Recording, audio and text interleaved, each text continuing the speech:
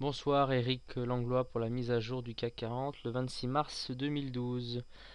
Avant de regarder ce qui s'est passé aujourd'hui sur le CAC 40, je me permets de vous montrer la tendance en hebdomadaire qui est clairement haussière.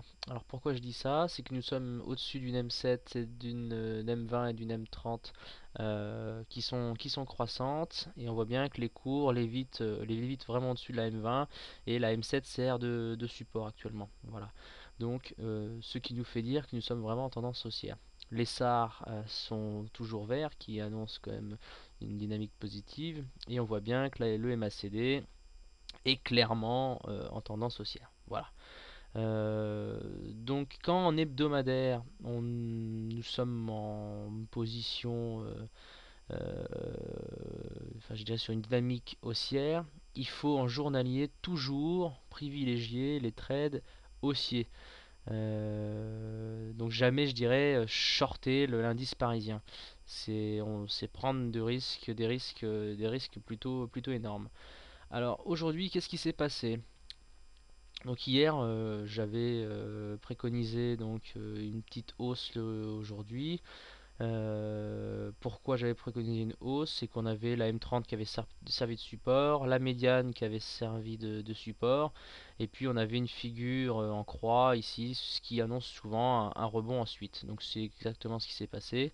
Donc aujourd'hui, on a une hausse de 0,74% à 3502 points.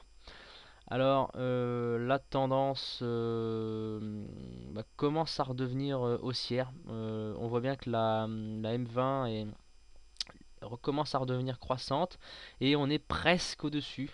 Bon, c'est pas encore tout à fait flagrant, mais on voit bien on n'a pas buté dessus. Donc déjà ça c'est le premier point.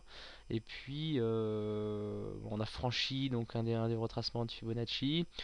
On a buté sur celui suivant, mais bon, je pense que demain, on peut aller chercher les 3510. Et puis si vraiment on passe ce support, on peut aller chercher la M7. Bon, la M7 est légèrement décroissante, enfin, est bien décroissante. Ça reste quand même, à mon avis, ça risque d'être un peu sport demain et après-demain. Quoi qu'il en soit, donc on voit bien que nous sommes toujours donc, dans la fourchette d'Andros. Donc si on passe pas cette médiane, on est condamné à osciller sur cette partie toujours de façon décroissante. Donc ça c'est pas très bon. On voit bien que les indicateurs sont pas très bien orientés. Le MACD est toujours positif, mais bon, a croisé son signal il y a maintenant une semaine. Bon, ça c'est pas très bon. Le momentum est toujours positif, mais décroît fortement. Bon, pour l'instant pas encore d'inquiétude, mais c'est pas très bon. Et le stochastique est en dessous de sa zone de surachat, mais toujours au-dessus des 50. Donc c'est pas encore trop grave. Faudrait pas que ça aille sur cette partie-là. Mais bon, pour l'instant, je dirais pas encore trop d'inquiétude. Euh, Après, je dirais donc demain, le scénario à viser, donc c'est plutôt les trades haussiers.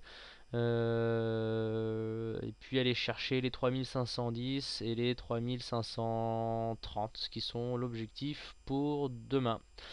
Voilà, écoutez, à demain, et puis bon trade.